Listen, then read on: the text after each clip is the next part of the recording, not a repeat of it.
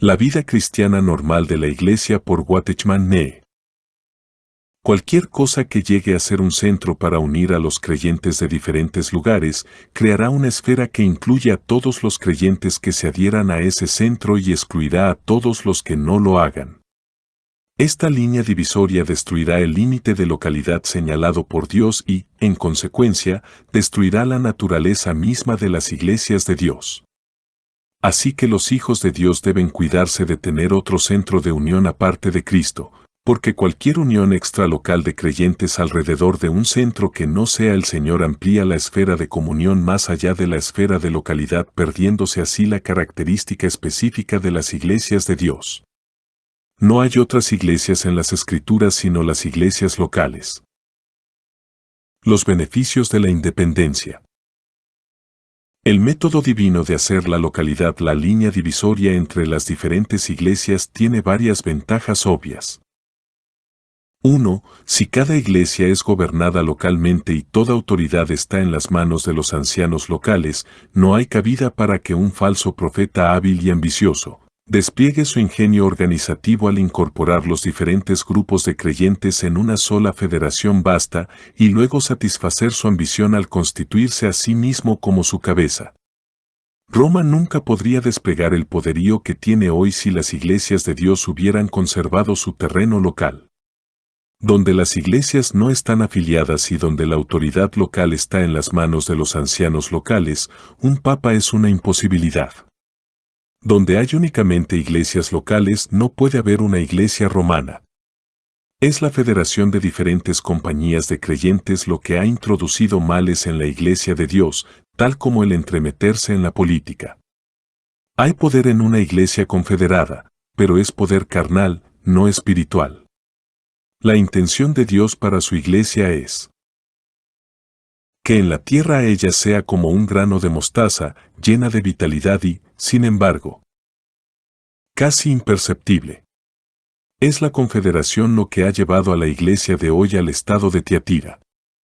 El fracaso del protestantismo es que ha sustituido a la iglesia de Roma por iglesias organizadas, estatales y disidentes, en lugar de regresar a las iglesias locales ordenadas divinamente.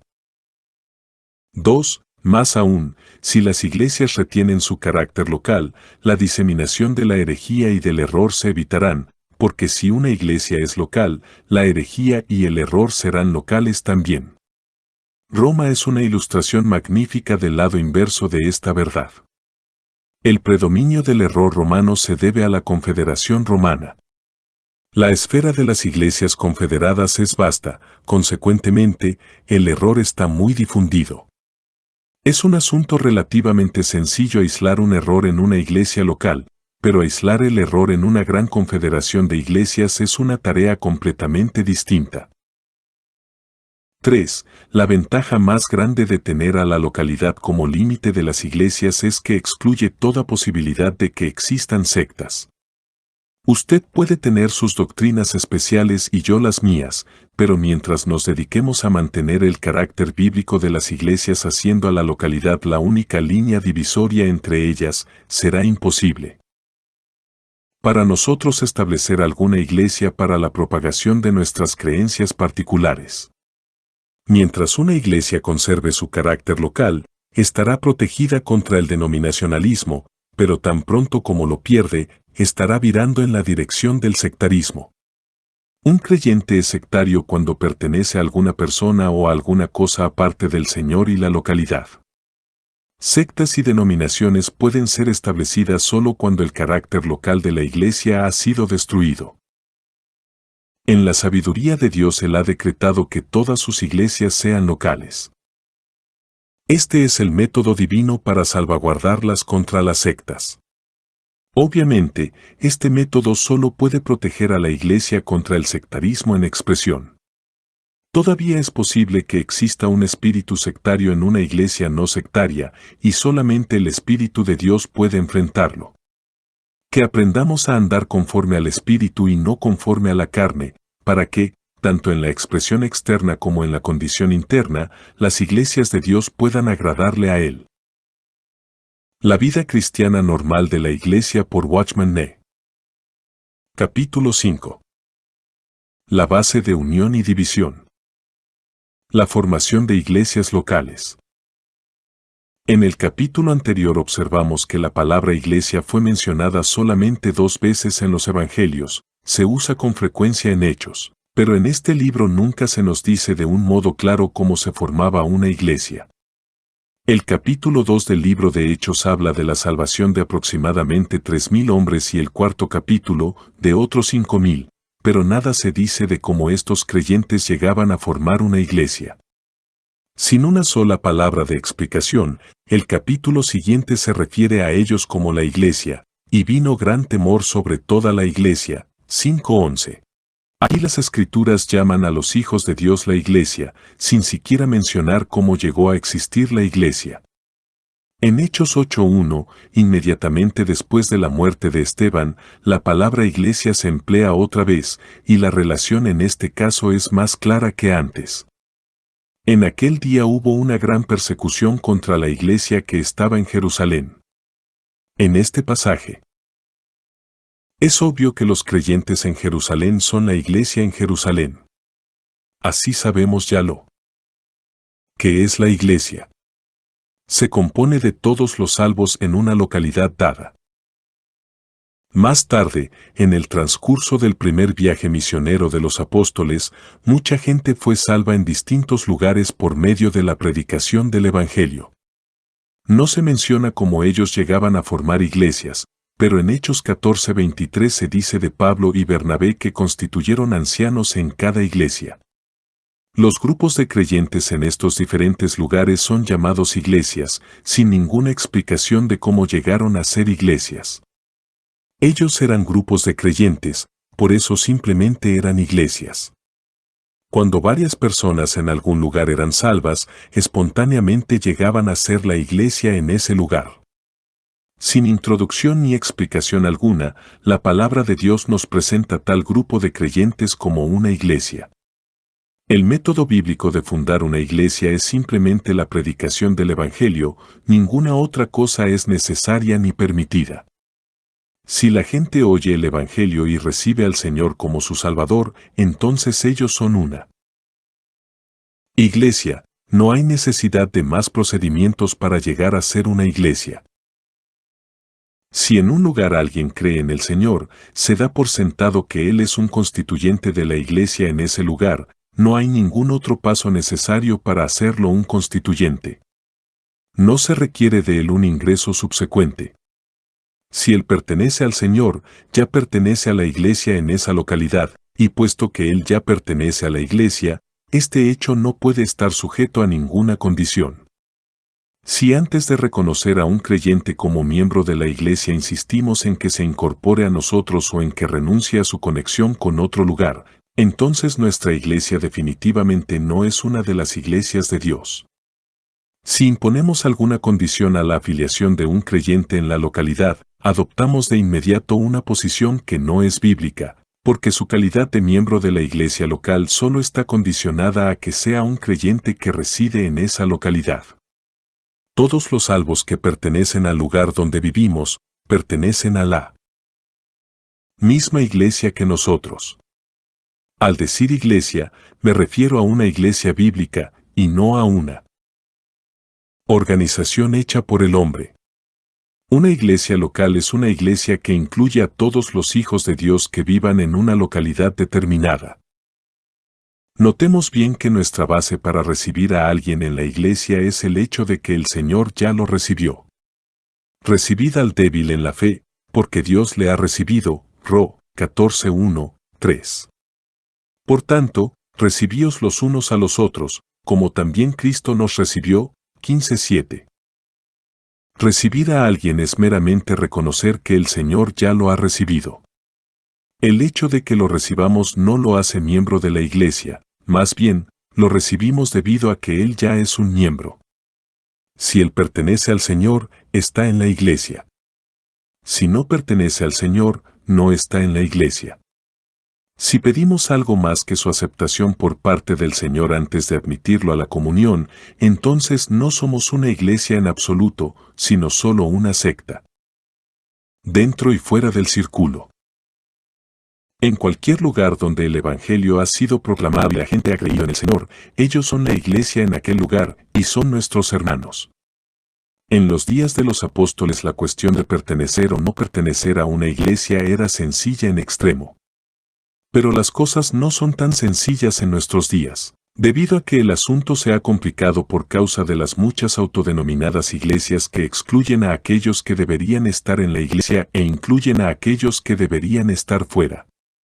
¿Qué clase de persona puede ser considerada correctamente como miembro de la iglesia? ¿Cuál es el requerimiento mínimo en el cual podemos insistir para la admisión a la comunión de la iglesia? A menos que los requisitos para hacerse miembro de la iglesia estén claramente definidos, siempre habrá el riesgo de excluir de la iglesia a los que de verdad pertenecen a ella e incluir a los que no. Antes de proceder a descubrir quién realmente pertenece a una iglesia local y quién no, primeramente averigüemos quién pertenece a la iglesia universal y quién no, puesto que la condición para hacerse miembro de una iglesia es esencialmente la misma para la iglesia. Cuando sepamos qué clase de personas pertenecen a la iglesia, entonces sabremos también qué clase de personas pertenecen a una iglesia. ¿Cómo podemos saber quién es un cristiano y quién no? Y si alguno no tiene el Espíritu de Cristo, no es de él. Ro. 8:9. De acuerdo con la palabra de Dios, toda persona en cuyo corazón habita Cristo por su Espíritu es un verdadero cristiano. Los cristianos pueden ser distintos unos de otros en mil maneras, pero en este asunto fundamental no hay diferencia entre ellos. Todos y cada uno tienen el Espíritu de Cristo morando dentro de ellos. Si queremos saber quién pertenece al Señor, solo tenemos que determinar si tiene el Espíritu de Cristo o no. Quien quiera que tenga el Espíritu de Cristo, está dentro del círculo de la iglesia, y quien quiera que no tenga el Espíritu de Cristo está fuera del círculo. El que participa del Espíritu de Dios forma parte integral de la iglesia de Dios. Cualquiera que no participe del Espíritu de Dios no tiene parte en la iglesia. En la iglesia universal es así, en la iglesia local también es así.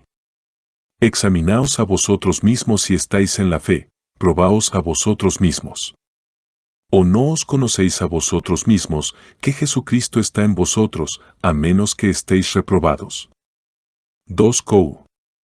13:5. Hay una línea subjetiva de demarcación entre la iglesia y el mundo. Todos los que están dentro de esa línea son salvos, y todos los que están fuera de ella, están perdidos. Esta línea de demarcación es el Espíritu de Cristo que mora en nosotros. La unidad del Espíritu. La Iglesia de Dios incluye un gran número de creyentes que han vivido en diferentes épocas y que están esparcidos por diferentes lugares por toda la tierra. ¿Cómo es que todos han sido unidos en una sola Iglesia universal? Con tales diferencias de edad, posición social, educación, origen, puntos de vista y temperamento, ¿cómo pudo toda esta gente convertirse en una sola Iglesia? ¿Cuál es el secreto de la unidad de los santos? ¿Cómo ha causado la fe cristiana que esta gente, con todas sus diferencias, sea en verdad una unidad? No es por medio de tener una gran convención y ponerse de acuerdo en ser uno que los cristianos se unen. La unidad cristiana no es producto humano, su origen es puramente divino. Esta poderosa y misteriosa unidad es sembrada en los corazones de todos los creyentes en el momento que reciben al Señor. Es la unidad del Espíritu, Ef. 4:3. El espíritu que mora en el corazón de cada creyente es un solo espíritu, por tanto, Él hace que todos aquellos en quienes Él habita sean uno, así como Él mismo es uno. Los cristianos pueden ser distintos unos de otros en formas innumerables, pero todos los cristianos de todas las épocas, con sus incontables disimilitudes, tienen esta única paridad fundamental: el Espíritu de Dios mora en cada uno de ellos. Este es el secreto de la unidad de los creyentes y este es el secreto de su separación del mundo. La razón por la cual existe la unidad cristiana y por la cual existe la separación cristiana es una sola. Es esta unidad inherente lo que hace uno a todos los creyentes, y es esta unidad inherente lo que explica la imposibilidad de división entre los creyentes, salvo por razones geográficas. Aquellos que no tienen esto son extraños, quienes lo tienen son nuestros hermanos. Si usted tiene el Espíritu de Cristo y yo tengo el Espíritu de Cristo, entonces ambos pertenecemos a la misma iglesia. No hay necesidad de ser unidos, estamos unidos por el único Espíritu que reside en nosotros dos. Pablo rogó a todos los creyentes que fueran solícitos en guardar la unidad del Espíritu, ef. 4:3, Él no nos exhortó a tener la unidad, sino simplemente a guardarla. Ya la tenemos, porque es obvio que no podemos conservar lo que no tenemos.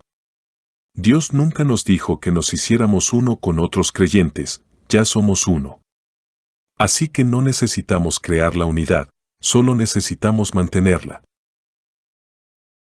Nosotros no podemos producir esta unidad, puesto que por el Espíritu somos uno en Cristo, y no podemos quebrantarla, porque es un hecho eterno en Cristo, pero sí podemos destruir los efectos de ella, de manera que su expresión en la iglesia se pierda. ¡Qué lamentable! No solo hemos fallado en guardar esta preciosa unidad, sino que de hecho hemos destruido sus frutos, a tal grado que hay poca evidencia externa de unidad entre los hijos de Dios. ¿Cómo hemos de determinar quiénes son nuestros hermanos y comiembros en la iglesia de Dios? No por medio de averiguar si tienen los mismos criterios doctrinales que nosotros, ni por medio de enterarnos si han tenido las mismas experiencias espirituales, ni por medio de inquirir si sus costumbres, manera de vivir, ocupaciones y preferencias corresponden con las nuestras. Simplemente preguntamos, ¿mora en ellos el Espíritu de Dios o no? No podemos insistir en unidad de opiniones ni en unidad de experiencia ni en ninguna otra unidad entre los creyentes, sino en la unidad del Espíritu. Esta unidad sí puede existir y siempre debe existir entre los hijos de Dios. Todos aquellos que tienen esta unidad están en la iglesia. ¿No les ha ocurrido a veces en sus viajes, al conocer a un extranjero en un barco o en un tren, que después de un corto tiempo de conversación ha encontrado que de su corazón brota un amor puro para con él? Aquel brote espontáneo de amor fue causado por el mismo espíritu que mora en ambos corazones. Tal unidad interna y espiritual trasciende toda diferencia racial, social y nacional. ¿Cómo podemos saber si una persona tiene o no esta unidad del espíritu? En el versículo que sigue inmediatamente a la exhortación de Pablo de guardar la unidad del Espíritu, él explica lo que tienen en común quienes poseen esta unidad. No podemos esperar que los creyentes sean iguales en todo, pero hay 7 cosas que todos los verdaderos creyentes comparten, y por la existencia o ausencia de estas podemos saber si una persona tiene la unidad del Espíritu o no. Muchas otras cosas son de gran importancia, pero estas 7 son vitales. Son indispensables para la comunión espiritual y son al mismo tiempo el mínimo y el máximo de requisitos que se puede exigir a cualquier persona que profese ser un co-creyente. 7 factores de la unidad espiritual. Un cuerpo y un espíritu, como fuisteis también llamados en una misma esperanza de vuestra vocación, un Señor, una fe, un bautismo, un Dios y Padre de todos, el cual es sobre todos, y por todos, y en todos, ef. 4:6. Una persona se constituye en miembro de la iglesia con base en que ya posee la unidad del Espíritu, y este hecho dará por resultado que sea uno con todos los creyentes en los 7 puntos anteriormente mencionados. Ellos son los 7 elementos de la unidad del Espíritu, que es la herencia común de todos los hijos de Dios.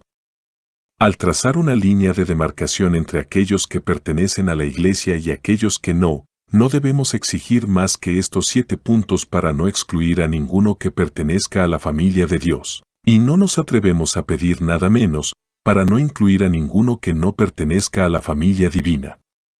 Todos aquellos en quienes se encuentren estos 7 puntos pertenecen a la iglesia, quienes carecen de alguno de ellos no pertenecen a la iglesia. 1. Un cuerpo. La cuestión de la unidad comienza con el asunto de ser miembro del cuerpo de Cristo. La esfera de nuestra comunión es la esfera del cuerpo. Aquellos que están fuera de esa esfera no tienen relación espiritual con nosotros, pero quienes están dentro de esa esfera están todos en comunión con nosotros. no podemos hacer selección de comunión en el cuerpo, aceptando a unos miembros y rechazando a otros. Todos somos parte de un solo cuerpo, y nada puede separarnos de él, ni unos de otros.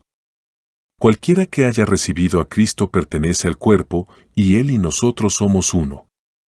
Si no queremos extender la comunión a alguien, debemos primeramente asegurarnos de que no pertenece al cuerpo. Si pertenece, no tenemos ninguna razón para rechazarlo, excepto por razones disciplinarias como se expone claramente en la palabra de Dios. 2. Un espíritu. Si alguno busca comunión con nosotros, por más que pueda discrepar de nosotros en experiencia o en visión, siempre que tenga el mismo espíritu que nosotros, tiene derecho a ser recibido como hermano. Si él ha recibido el Espíritu de Cristo, y nosotros hemos recibido el Espíritu de Cristo, entonces somos uno en el Señor, y nada debe dividirnos. 3. Una esperanza. Esta esperanza, que es común a todos los hijos de Dios, no es una esperanza general, sino la esperanza de nuestro llamamiento, es decir, la esperanza de nuestro llamamiento como cristianos. ¿Cuál es nuestra esperanza como cristianos? Esperamos estar con el Señor por siempre en la gloria. No hay una sola alma que pertenezca verdaderamente al Señor, en cuyo corazón no anide esta esperanza, porque tener a Cristo en nosotros es tener la esperanza de gloria en nosotros. Colonia 1:27. Si alguien afirma ser del Señor, mas no tiene esperanza del cielo ni de gloria, su declaración es simplemente vacía. Todos los que comparten esta esperanza son uno, y puesto que tenemos esta esperanza de estar juntos en la gloria por toda la eternidad, ¿cómo podemos ser divididos ahora en el tiempo? Si hemos de compartir el mismo futuro, ¿no deberíamos acaso compartir con gusto el mismo presente? 4. Un Señor. Hay un solo Señor, el Señor Jesús, y todos los que reconocen que Dios ha hecho a Jesús de Nazaret Señor y Cristo, son uno en Él. Si alguno confiesa que Jesús es el Señor, entonces su Señor es nuestro Señor, y puesto que servimos al mismo Señor, nada en absoluto puede separarnos. 5. Una fe. La fe de la que aquí se habla es la fe, no nuestras creencias en relación con la interpretación de las Escrituras, sino la fe por medio de la cual hemos sido salvos, que es la posesión común de todos los creyentes, es decir, la fe de que Jesús es el Hijo de Dios, quien murió por la salvación de los pecadores y ahora vive para dar vida a los muertos. Todo aquel que carece de esta fe vital no pertenece al Señor, pero los que sí la poseen son del Señor. Los hijos de Dios pueden seguir muchas distintas corrientes de interpretación bíblica, pero en relación a esta fe fundamental ellos son uno. Aquellos quienes carecen de esta fe no tienen parte en la familia de Dios, pero a los que la poseen, los reconocemos como nuestros hermanos en el Señor. 6. Un bautismo. ¿Es por inmersión o por aspersión? ¿Es unitario o triuno? Hay varias formas de bautismo aceptadas por los hijos de Dios, por tanto, si permitimos que la forma del bautismo sea la línea divisoria entre quienes pertenecen a la Iglesia y quienes no, excluiremos de nuestra comunión a muchos verdaderos cristianos. Hay hijos de Dios que incluso creen que no es necesario un bautismo material, pero puesto que son hijos de Dios, no nos atrevemos por esa causa a excluirlos de nuestra comunión. ¿Cuál, entonces, es el significado del único bautismo mencionado en este pasaje? Pablo esclarece el asunto en su primera carta a los Corintios. ¿Acaso está dividido Cristo? ¿Fue crucificado Pablo por vosotros? ¿O fuisteis bautizados en el nombre de Pablo? 1:13. El énfasis no recae en la forma del bautismo, sino en el nombre en el cual somos bautizados. La cuestión primordial no es si uno es rociado o sumergido, sumergido 1 o 3 veces, bautizado literalmente o en forma espiritual. Lo importante es esto, ¿en qué nombre ha sido usted bautizado? Si ha sido bautizado en el nombre del Señor, esto lo capacita para ser un miembro en la Iglesia. Si alguien es bautizado en el nombre del Señor, yo le recibo con gusto como a hermano, cualquiera que sea el modo de su bautismo. Pero esto no implica que no sea importante si somos rociados o sumergidos, o si nuestro bautismo es espiritual o literal. La palabra de Dios enseña que el bautismo es literal y que es por inmersión, pero lo importante aquí es que la forma del bautismo no es la base de nuestra comunión, sino el nombre en el cual somos bautizados. Todos los que son bautizados en el nombre del Señor son uno en Él. 7. Un Dios. ¿Creemos en el mismo Dios personal y sobrenatural y creemos que Él es nuestro Padre? Si es así, entonces pertenecemos a una sola familia, y no hay razón adecuada para estar divididos. Los 7 puntos mencionados anteriormente son los 7 factores de esa divina unidad que es la posesión de todos los miembros de la familia divina y constituyen la única prueba de la confesión cristiana. Ellos son la posesión de todo cristiano verdadero, sin importar el lugar ni la época a los cuales pertenezca. Como un lazo de 7 cuerdas, la unidad del Espíritu une a todos los creyentes del mundo entero, y por muy distintas que sean sus caracteres o circunstancias, si tienen estas 7 expresiones de una unidad interna, nada en absoluto los puede separar. Si imponemos alguna condición para tener comunión, además de estas 7, que no son sino el resultado de la única vida espiritual, entonces somos culpables de sectarismo, porque estamos haciendo una división entre aquellos que evidentemente son hijos de Dios. Si aplicamos cualquier prueba fuera de estas 7, como el bautismo por inmersión, o ciertas interpretaciones acerca de la profecía, o una corriente especial de enseñanza sobre la santidad, o una experiencia pentecostal, o el renunciar a una iglesia denominacional, entonces estamos imponiendo otras condiciones que las estipuladas en la palabra de Dios. Todos los que tienen estos 7 puntos en común con nosotros son nuestros hermanos, cualquiera que sea su experiencia espiritual, sus puntos de vista doctrinales o sus afiliaciones con las autodenominadas iglesias. Nuestra unidad no se basa en nuestra apreciación de la verdad acerca de nuestra unidad, ni en nuestro éxodo de lo que se opondría a nuestra unidad, sino en el hecho mismo de nuestra unidad, que es hecho real en nuestra experiencia por el Espíritu de Cristo, que mora en nosotros. Iglesias locales. Lo que es verdad de la Iglesia universal, también es verdad de una iglesia local. La Iglesia universal incluye a todos aquellos que tienen la unidad del Espíritu.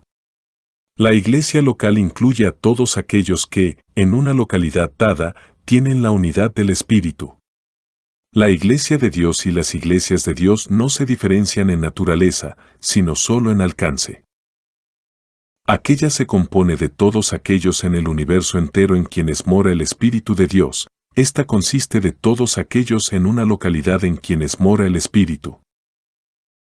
Cualquiera que desee pertenecer a una iglesia en cierta localidad debe satisfacer 2 requisitos: debe ser un hijo de Dios y debe vivir en esa misma localidad. Ser miembro de la Iglesia de Dios se estipula solo por el hecho de ser hijo de Dios, pero ser miembro de una Iglesia de Dios se estipula en primer lugar por el hecho de ser hijo de Dios y en segundo lugar por el hecho de vivir en cierta localidad. En naturaleza, la Iglesia es indivisible como Dios mismo es indivisible. Por tanto, la división de la Iglesia en iglesias no es una división en naturaleza, vida, ni esencia, sino solamente en gobierno, organización y administración. Debido a que la Iglesia terrenal se compone de un gran número de individuos, es indispensable una cierta medida de organización. Es físicamente imposible que todo el pueblo de Dios, disperso por todo el mundo, viva y se reúna en un solo lugar, y es por esa única razón que la Iglesia de Dios está dividida en iglesias. Debemos comprender claramente que la naturaleza de todas las iglesias locales es la misma en todo el mundo. No es el caso que los constituyentes de una iglesia local sean de una clase y los constituyentes de otra iglesia local sean de otra. En su naturaleza no hay diferencia alguna. La única diferencia está en las localidades que determinan sus respectivos límites. La iglesia es indivisible, así que en naturaleza las iglesias también son indivisibles. Solo en la esfera externa existe la posibilidad de dividirlas. Las limitaciones físicas hacen que las divisiones geográficas sean inevitables, pero la unidad espiritual de los creyentes sobrepasa toda barrera de espacio. Asamblea en Santo Domingo Este. Escrito por el hermano Watchman Nee en el año 1951. Para más información comuníquese con este número de WhatsApp. 1-829-747-1995.